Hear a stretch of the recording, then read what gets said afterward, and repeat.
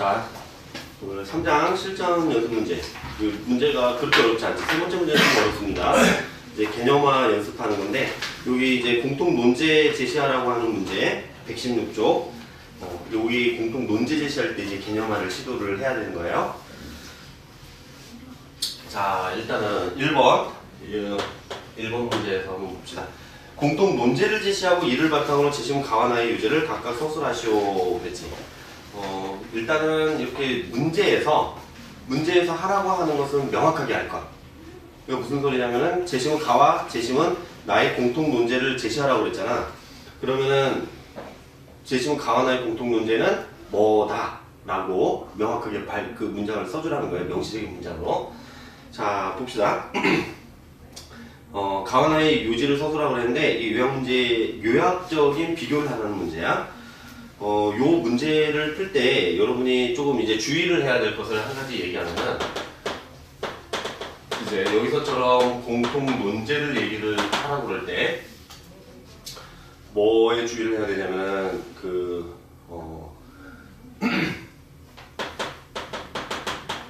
추상적으로 개념화를 하거든?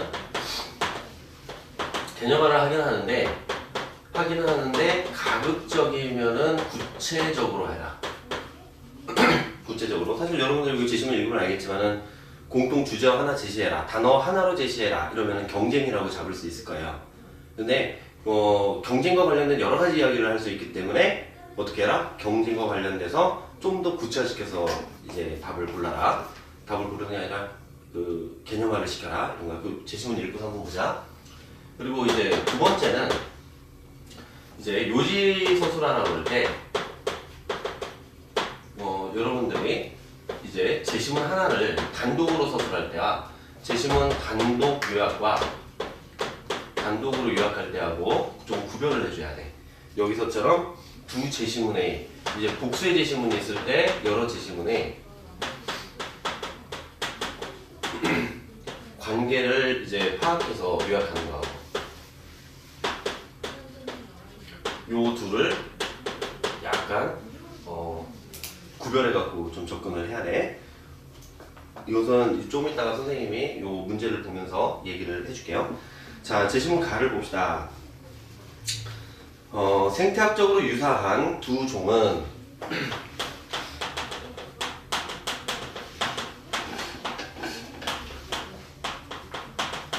생태학적으로 유사한 두 종.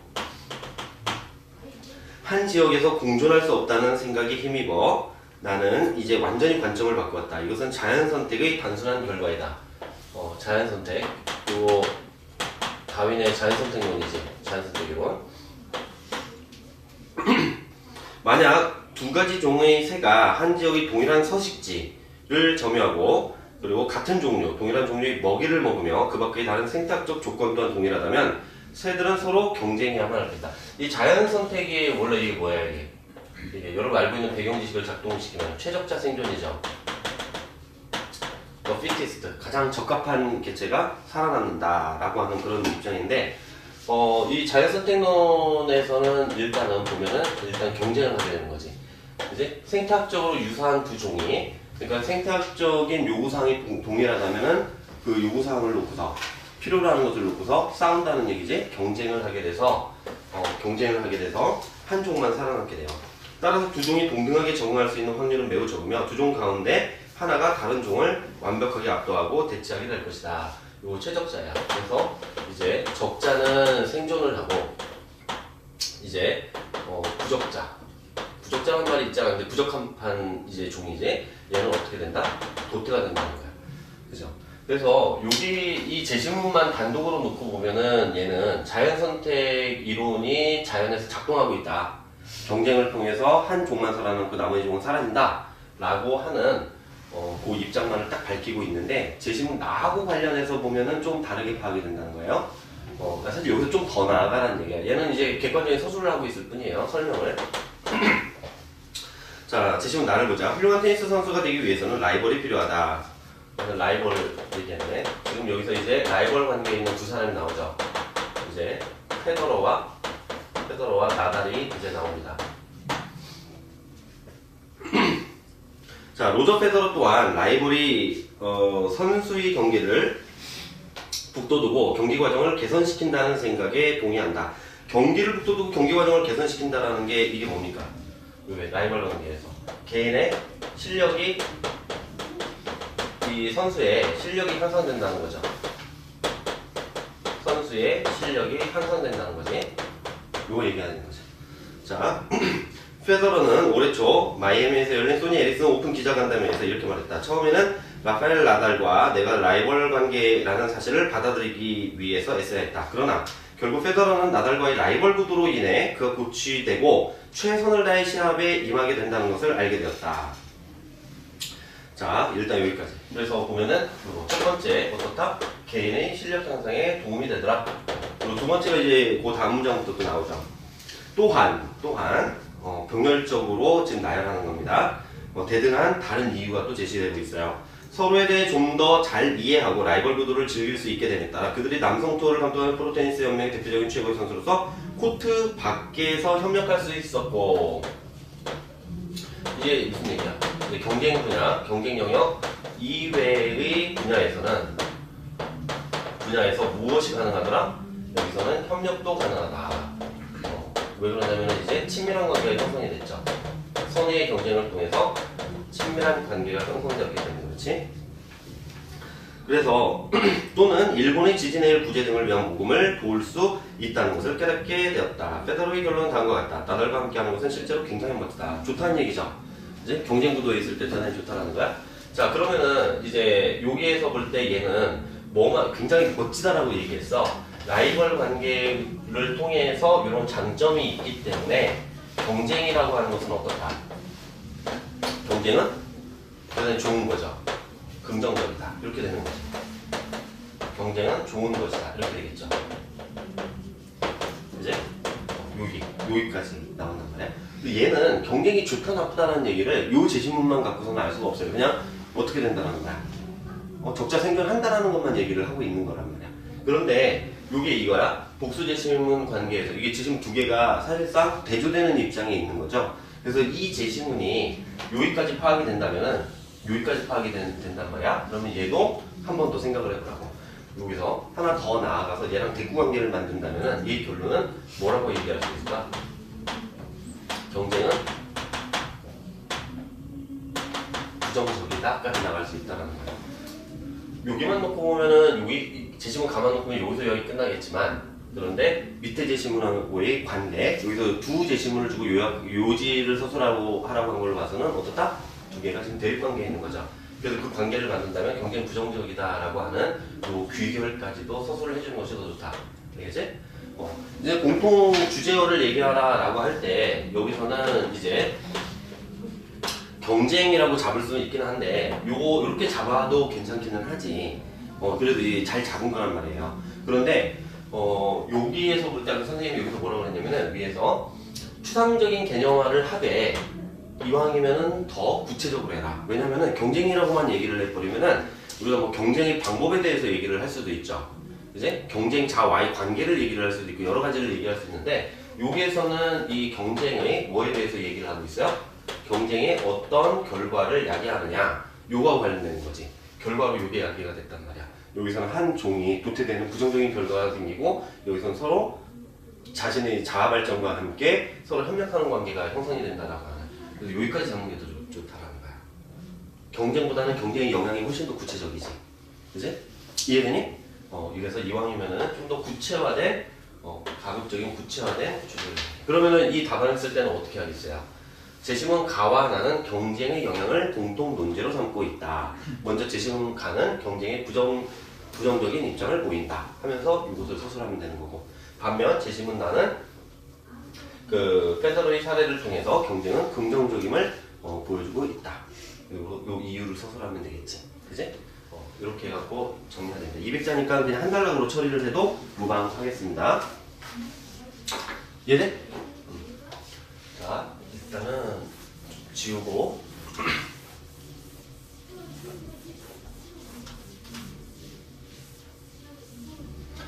자, 두 번째 문제 봅시다. 두 번째, 이 첫 번째 문제는 아까 좀 전에 풀었던 것은 그 한국외국어대학교 문제입니다. 이제 거기에서 이 문제를 따온 거고, 그리고 이제 200점이나 400점이나 그리고 이 제시문 가는 이제 게리 타딘이라고 하는 혹시 공유지의 비극이라는 거 들어봤어요? 공유지의 비극, 공동 목초지의 비극. 이제 목초지를 공유하고 있는데 이제 양을 키우는 거지. 거기에서 양 키워서 양농 이제 산업을 하는 거예요. 양 키워갖고 털 깎아서 파는데 여기 공유지야. 공유지니까 어떻게 하겠어요? 개인들은 가정이 있죠. 합리적인 이익을 추구한단 말이야. 그러니까 내가 더 많은 이익을 얻기 위해서 양을 한 마리씩 더 키우게 되는 거야. 수능 지시문에도 나왔을 텐데 아마 수능 모의나 이런 데서 한 마리씩 더 키우게 되니까 어떻게 돼? 결과적으로 황폐하게 되는 거죠. 황폐가 일어난다. 황폐해져요. 공동 목초지가. 그래서 개인이 합리적으로 행위를 해갖고 자신의 이익을 증진시키는 동안에 사회 전체적으로 보면은 이제 불합리한 결과, 오히려 비합리적인 그런 결과, 자신의 이익을 증진시키지 못하는 그런 결과가 야기된다는 합리성의 역설을 보여주는 건데 그것을 제시했던 사람이 이 게리타딘이야. 이 첫 번째 제시문 가의 저자지. 자, 두 번째 문제로 넘어갑시다. 두 번째 문제는 두 제시문에서 공통 논제를 밝히고 그 차이점을 밝히시오. 이것도 마찬가지. 밝히라고 했으니까 명시적인 문장으로 첫 문장으로 딱 써주는 게 좋아. 제시문 가와 나는 무엇을 공통 논제로 삼고 있다. 이런 방식으로. 자, 여기서 이 두 번째 문제. 이것은 서강대학교에서 2012학년도 모의논술에 나왔던 문제인데 그걸 변형시킨 겁니다. 지금 우리가 그 길게 다 안 주려고 원래 세 제시문 비교였는데 이게 두 개만 이렇게 하도록 좀 바꿨어요. 간단하게 만드느라고. 자, 읽어봅시다. 제시문 가. 사람들은 자신들이 거주하는 장소의 환경에 적응하며 살아가는 과정에서 삼터에 대한 나름대로의 공간 인식 체계를 갖게 되었다. 제시문 가에서는 삼터에 대한 공간 인식 체계를 갖게 되었다. 그랬죠? 공간 인식 체계. 이걸 갖게 되었다. 이런 공간 인식 체계를 국토관이라고 한다. 얘를 이름하여 국토관이라고 했습니다. 자, 시대와 장소에 따라 환경이 다르고 사람이 달라지기 때문에 다양한 국토관이 존재한다. 얘는 이 국토관이 뭐다라고 하는 것을 지금 설명하려는 게 아니라 그 다음에 나오는 예로부터 동양에서는 요거 얘기하는 거죠. 예로부터 동양에서는 천지인의 세 요소를 우주의 근본으로 생각하였다. 천지인, 하늘, 땅, 인간. 특히 땅은 하늘과 인간을 연결하는 고리로서, 그리고 땅은 하늘과 인간의 뭐가 된다? 매개가 된다. 자, 특히 땅은 하늘과 인간을 연결하는 고리로서 만물을 형성하는 기반으로 인식되었다. 우리나라는 농업을 중심으로 하는 사회였지만 산지가 많고 평야가 넓지 않아 농경에 불리하였기 때문에 땅을 중심으로 하는 중시하는 사고가 국토관의 바탕을 이루게 된 것이다. 일단 여기에서 땅은 하늘과 인간을 매개하는 걸로 생각을 했는데 아마 이렇게 생각된 것은 저기 때문에 더 그럴 거예요. 이제 농경 때문에 이제 땅이 필요했기 때문에 아마 이렇게 얘기를 하고 있는 것 같아. 그런데 이와 같은 생각이 이론적으로 체계화되어 발전한 것이 풍수지리 사상이다. 그래서 천지인 사상을 바탕으로 해서 땅을 중심으로 하는, 땅을 중시하는 사고가 발달된 국토관이 우리나라에서는 이제 풍수지리로 발전하게 되었다. 풍수지리 사상은 산의 모양과 기복, 바람과 물이 흐름 등으로 땅의 성격을 파악하여 좋은 터전을 찾는 사고체계이다. 이는 자연과 조화를 이루려는 조상들의 생활태도와 토착 사상인 대규모 사상과 중국의 음양 오행설이 결합되어 발전한 것이다. 풍수지리 사상은 서민들이 자신들의 삼터를 선정하는 데 영향을 주었을 뿐만 아니라 고려 및 조선시대에도 도읍지 선정, 묘지 선정에 이르기까지 많은 영향을 끼쳐오며 오늘에 이르고 있다. 이게 풍수지리가 이제 우리나라의 국토관. 이제 국토관은 여러 개가 있을 수 있죠. 근데 그것 중에서도 이제 풍수지리라고 하는 우리나라의 이제 고유한 이 국토관이 있다는 거지. 요것이 어떻게 된다? 얘는 땅을 중심으로 해서 사고를 하는 거죠. 그지? 땅을 중심으로 해서 사고해서 여기에서 우리나라 사람들의 조상들의 태도가 어떤 게 나온다고 했어요? 자연과 조화를 이루려는 이런 태도가 여기에 나타난다는 거지. 자연과 조화를 이루려는 태도. 이거야. 자연과 조화. 자, 이제 요거 이름 붙이기 전에 제시문 나까지 읽어보고 나서 이거에다가 각각 이름을 한번 붙여보자. 일단은 여기에서는 풍수지리적 국토관, 풍수지리적인 뭐 공간인식 이런 식으로 얘기를 할 수가 있는데 일단 요거 제시문 나까지 보고서 한번 비교하는 것을 한번 생각을 해보자.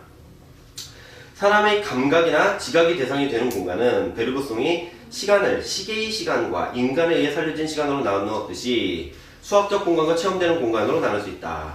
잠깐만 시간 얘기를 잠깐만 해보자. 수학적 공간과 체험되는 공간으로 나눌 수 있다고 했는데 시간에서 그렇게 하듯이지. 그러니까 시계의 시간은 무슨 시간이겠어요? 수학적 시간이죠. 그지? 그리고 인간에 의해 살려진 시간은 뭐겠어? 체험되는 시간이겠죠. 그지? 예를 들어서 논술 수업은 어때요? 뭐 예를 들어서 6시부터 8시까지 선생님이 강의를 한다. 그 이후에는 너희들이 쓴다. 그지? 그렇게 객관화된 시간이야. 객관적인 수치로 표현하는 시간이 이제 수학적 시간이죠. 체험되는 시간은 뭐예요? 논술이 너무 재밌지. 그지? 그러니까 어때요? 눈 깜짝할 사이에 지나가는 시간인 거죠. 아니야? 아니지. 지루하죠. 그지? 지루한 시간. 그지? 한 시간이 1년 같은 시간. 뭐 이럴 수도 있어요. 이게 체험되는 시간이지. 이건 주관적인 거죠. 근데 그렇게 나누듯이 공간도 수학적 공간과 체험되는 공간으로 나눌 수 있다. 수학적 공간은 동서남북처럼 인간과 관계없이 객관적 도형적으로 이루어지는 타자적인 것이고 인간에 의해 체험되는 공간은 전후좌우처럼 인체 전체로 파악되는 구체적이고 주관적인 것으로 신체적 자의적 공간이라고 할 수 있다. 자의적이라고 하는 것은 마음대로 이런 얘기죠. 이제 주체 마음대로 이런 얘기야. 그래서 여기서 체험되는 공간이라고 하는 것은 이제 생각을 해보면 여기서 동서남북이라는 얘기를 했지만은 이제 우리가 더 쉽게 생각하면은 우리가 숫자를 이용해서 표현할 수 있는 거. 그러면 예를 들어서 뭐 동경 135도, 뭐 북이 35도, 뭐 이런 식으로 표현하는 것은 이제 객관적인 거죠. 그치? 예를 들어서 이 공간의 크기를 말할 때도 그런 식으로 얘기를 할 수 있죠. 여기가 뭐 5평이다, 4평이다, 강의실의 크기가 이런 말을 하면은 그 공간을 수학적으로 인식을 하지만 여기는 내가 공부하기에 큰 공간이야, 작은 공간이야, 뭐 이렇게도 표현할 수 있죠. 아니면 답답한 공간이야, 뭐 이런 말을 할 수도 있는 거지. 이런 것은 체험되는 공간이죠. 이해되지? 근데 지금 우리가 이거 답을 쓸 때는 수학적인 공간하고 체험되는 공간을 나눴다는 것이 그렇게 중요한 게 아니야. 얘는 뭘 얘기하고 싶어 해? 이하를 읽어보면 알겠지만 체험되는 공간을 갖고 얘기하고 싶은 거야. 그래서 체험되는 공간에 대해서 이야기를 하는데 그것으로 끌어들이기 위해서 공간을 이렇게 두 가지로 살펴볼 수 있다면서 들어온 거야. 문제 설정하는 단계란 말이야. 자, 그 다음에 자의적 공간이라고 할 수 있다. 인간이 파악하는 공간은 전후, 상하, 좌우로 분절되고 구별되기 때문에 인간이 겪는 구체적인 경험 공간은 부등질성의 특질을 갖게 되는 것이다. 자, 여기서는 얘가 체험되는 공간을 체험적 공간이라고 합시다. 체험적 공간을 갖는데 체험적 공간이라고 하는 것이 전후 좌우에 의해서 전후 좌우 뭐 이제 옆 좌우 이렇게 되면서 어떤 특징? 부등질성을 특징으로 하는 거야. 부등질성. 이게 뭐예요? 질이 똑같지 않다라는 얘기죠. 그치? 균질적이지 않아요. 질적으로 다르다라는 얘기야. 공간이 질적으로 다르다. 예를 들어서 선생님한테는 지금 좌우는 별로 중요하지 않죠. 앞하고 뒤가 중요하지. 그지? 왜? 앞에는 여러분이 앉아있고 뒤에는 칠판이 있으니까 이걸 써야 되고 여러분한테 말을 해야 되고. 이해되지? 자, 근데 여기에서 사실은 부등질성의 질적으로 균질적이 똑같지 않다는 것을 설명하는 내용이 그 다음에 바로 나와. 인간을 중심으로 이루어지는 이 분절은 왜? 어떤 것은 질적 가치가 높은 공간이고 어떤 것은 질적 가치가 낮은 공간이 되겠지. 그래서 인간을 중심으로 이런 분절은 나누어진 거야. 정서성을 갖는 가치 부여에 의한 것이다. 체험적 공간은 핵심이 뭐겠어요? 그러니까 가치 부여에 있습니다. 가치 부여. 그래서 가치가 부여된 공간, 가치가 부여되지 않은 공간 이렇게 되겠지. 자, 완전히 이질적인 공간으로 분절되어 단순한 방향성의 분절을 넘어. 그러니까 뭐 앞이다 뒤다 이런 분절을 넘어서 이 방향성, 완전히 이제 분리되어 있는 질적으로 다른 성질의 방향성을 이제 생기게 한다. 이 이방적 분절 구조는 전후 좌우 상하라는 단순한 위치관계의 분절이나 판별을 넘어 단순히 앞뒤 뭐 이런 것을 넘는 거야. 이것은 바로 정서적 정신적 가치를 부여하는 인간 주체 존재의 관계가 됩니다. 이 가치 부여가 핵심이죠 여기서는. 자, 즉 전후라는 것은 무엇의 앞이며 뒤라는 것, 즉 인간의 주체적 존재의식을 전제로 앞이며 뒤라는 것, 그리고 즉 인간의 주체적 존재의식을 전제로 하여 있는 것이다. 이것은 의식하고 사유하고 행위하는 주체적 존재인 인간 나라는 자기의식에 있어서의 앞과 뒤로서 단순한 공간적 위치관계의 분절을 넘어서는 것이다. 자, 요렇게 하는 것은 뭐다? 이게 주체적인 자기 의식으로부터 비롯된다는 거죠. 주체적인 자기 의식. 내가 여기 있으니까 내가 의미를 부여를 하는 거예요. 자, 나라는 자기 의식에 있어서의 악과 뒤로서 단순한 공간적 위치 관계의 분절을 넘어서는 것이다. 이 나를 위치 문맥으로 치환하면 그것은 나의 존재를 중심으로 한 여기가 된다. 그러니까 이거 주체의 자기가 한 주체로서의 한 자기가 나가 있는 곳, 그게 뭐예요? 여기죠. 만약에 시간으로 얘기하면 지금이 되겠지, 그지? 이렇게 된다. 근데 이거 뭐 지금 시간 얘기하는 게 아니니까 여기야, 여기야. 그럼 가치 부여를 어떻게 하는 거냐? 이제 잠깐 그것을 조금 이따 다시 설명할게. 즉 인체는 자연스레 공적 균형을 유지하며 자기 조직화하는데 이 자기 조직화의 방법의 기본적인 것으로서 중심화를 생각할 수 있다. 이 중심화에 의해서 모든 지각, 모든 행동은 지금 여기 나에서부터 시작한다. 그지? 다시 이 지금을 설명하고 지금 여기에 누가 있습니까? 나가 있는 거죠. 그지? 그래서 나를 중심으로 한, 나라고 하는 주체를 중심으로 해서 공간을 인식한다. 얘가 하고 싶은 건 그거죠. 나를 중심으로 공간을 인식한다. 요 얘기를 하는 거지. 근데 공간을 인식하는 데 있어서 그 방법은 뭐냐? 가치를 부여하면서 인식을 하는 겁니다. 가치를 부여하면서. 자, 그래서 이 중심화에 의해서 모든 지각, 모든 행동은 지금 여기 나에서부터 시작하여 지금 여기 나에 달라붙은 유착적인 것이 된다. 이와 같이 중심화에 의해서 여기라는 비균질 공간이 탄생하는 것이다. 자, 한번 생각을 해봐. 예를 들어서 공간을 놓고 생각을 하면은 지금 여러분이 있는 장소가 제일 중요한 공간이죠. 그지? 지금 제일 중요한 공간이야. 여기 옆에 교회가 있지만은 지금 교회는 여러분한테 별 의미가 없죠. 그지? 아무런 의미가 없어. 지금 교회를 가지 않기 때문에 아침에 교회를 가면은 그 교회가 또 의미 있는 공간이 되겠지. 그지? 한번 생각을 해보세요. 여러분이 지금 이 학원에 오기 전에는 YG판이라는 이 학원이 있는 이 건물, 이것은 여러분한테 아무런 의미가 없는 공간이었지. 근데 여러분이 이제 학원을 오기 시작하면서 어떻게 돼요? 내가 논술을 공부하는 것이라고 하는 의미를 부여하죠. 그지? 내가 대학을 가는 데 있어서 중요한 것, 예를 들어서 이런 의미를 부여를 한단 말이야. 그러면 이제 이게 공간에다가 가치를 부여하게 되는 거죠. 이제 나하고 상관없는 공간, 내가 체험하지 않는 공간은 무의미한 공간입니다. 그지? 이제 그런 얘기를 하는 거야. 그러니까 이제 요거하고 얘하고 대비시켜 보면은 여기서는 핵심으로 자기 조직화, 중심화 뭐 이런 얘기가 나오잖아. 그럼 얘는 여기에서 볼 때 일단 얘도 그렇고 공통 주제어로 가장 추상적으로 뽑히는 주제어는 뭐라고 부를 수 있어? 공간을 어떻게 인식하냐죠. 공간을 어떻게 인식하고 있냐? 얘는 땅을 중심으로 인식하고 있고 얘는 나를 중심으로 인식한다는 얘기지. 그러니까 얘는 여기에서는 이 두 공통 주제어는 뭘로 잡을 수 있어요? 공간 인식이라고 하고 어떻게 인식하냐 하니까 공간 인식 방법이라고 해도 좋고 아니면 공간 인식 제시문 가에 나왔듯이 체계라고 하는 말로 써도 되죠. 우리가 여기서 이것을 국토관이라고 얘기하지는 않는단 말이야. 그치? 국토관이라는 말을 쓰는 것은 부적절하겠죠. 이게 이제 나라 국자가 있어서 그런 거지. 자, 공간 인식 방법, 공간 인식 체계. 공간이라고 하는 주제어를 공간이라고 하는 건 좋지 않아요. 너무 추상적이야. 그지? 그게 아니라 공간을 인간이 어떻게 인식하느냐 이거 관련되니까 인식 방법 여기까지 가는 게 좋지. 그지? 자, 그리고 그러면 이제 우리가 해볼 수 있는 거 여기에다가 한번 이름을 줘봐. 여기에다가 얘가 이름 주기가 좀 더 쉽죠. 얘도 줄 수 있어. 이미 나왔기 때문에 이렇게 나왔는데 근데 나오긴 했는데 얘를 놓고서 보면은 뭐라고 할 수 있어요? 인간 중심적. 조금 더 정확하게 얘기하면은 주체 중심적 공간 인식 이렇게 얘기할 수 있죠. 얘는 주체를 중심으로 해서 공간을 인식합니다. 주체가 의미를 부여함으로써. 그지? 그러니까 이렇게 서술을 하면 될 거야. 그러면 여기에도 한번 이름을 붙여보세요. 이거 뒷구를 시켜서. 그러면 얘는 뭐 중심적 공간 인식이라고 할까? 야, 여기에다 이름을 넣어보세요. 뭘 넣겠어? 뭐? 풍수 라고 하기 좀 그렇지. 이제 얘는 바람하고 물밖에 안 가르치니까 뭐라고 하겠어? 자연 중심적 공간인식 이런 식으로 이제 대꾸시켜서 만드는 거야. 이게 여기서도 차이점을 말하는 거기 때문에 무엇을 중심에 두고서 이제 인식을 하느냐, 요 중심적 공간인식 요걸 놓고 봤을 때 요 단어가 앞에 있는 거 요게 달라지는 거란 말이야. 알겠지? 그렇게 해서 이렇게 얘기를 할 수 있죠. 일단은 얘네들 개념화시키면은 가를 개념화시키면 이렇게, 나를 개념화시키면 이렇게. 그리고 자연중심적 공간인식 방법으로 얘는 이제 풍수지리사상을 제시하고 있다. 이렇게 얘기하면 되겠지. 그럼 풍수지리사상은 어떤 거냐? 구체화된 진술이 들어가야 되겠지? 그래서 천지인.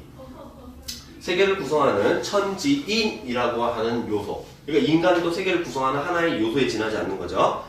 이 세 가지 요소가 땅을 통해서 하늘과 이 인간이 연결되어 있다고 보고 인간도 그분으로 보는 그런 인식을 갖고 있는 거지. 그래서 인간이 우월한 존재가 아니라 어떻게 얘네들과 조화를 이루는 존재로서 인식이 되고 있다. 이 공간과 조화를 이루는 거. 근데 여기서는 어떻게 되겠어요? 여기서는 주체 중심적이죠. 그래서 주체가 어떻게 주체가 존재하고 있는 지금 현재 여기를 중심으로 해서 뭐 한다? 가치를 부여하는 의미 있는 공간과 가치가 없는 무의미한 공간으로 그래서 이게 분절적인 그러한 이제 공간 인식을 하게 된다라고 하는 이제 그 내용이 이렇게 정리가 되면 되겠지. 이해되니?